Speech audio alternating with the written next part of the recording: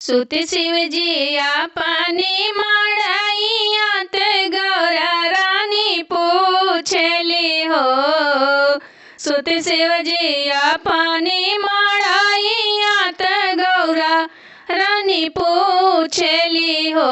ये शिवजी कमन व्रत हम करी के पति के उमर बड़ी सिंदूराया मारे रही हो। ये शिवजी कवन व्रत हम करी के पति के उमर बड़ी सिंदूराया मार रही हो। हंसी हंसी बोले महादेव सुना हो गौरा रानी हो। हंसी हंसी बोले महादेव सुना गौरा रानी हो। हे गौरा तीज के व्रत बड़ी पावन सिंदूराया मार रही पति के उमर बड़ी हो। हे गौरा तीज के व्रत बड़ी पावन सिंदूराया मार रही पति के उमर बड़ी हो।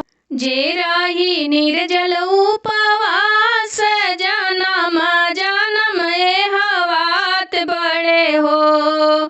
जे रहे निर्जल उपवास जन्म जन्म हवात बड़े हो। अरे दुनिया में सुखी रही जाई न हो। अरे दुनिया सुखी रही जाई न हो। हे गौरा जे करी विधि से पूजनवा तो सिंदूराया मार रही हो।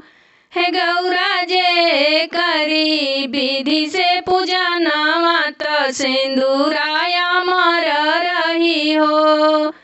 सुत शिवजी अपनी मड़ैयात गौरा रानी पूछली हो। सुत शिवजी अपनी मड़ैयात गौरा रानी पूछली हो। हे शिवजी कवन व्रत हम करी पति के उमर बड़ी सिंदूराया मार रही हो। हे शिवजी कवन व्रत हम करी पति के उमर बड़ी सिंदूराया मार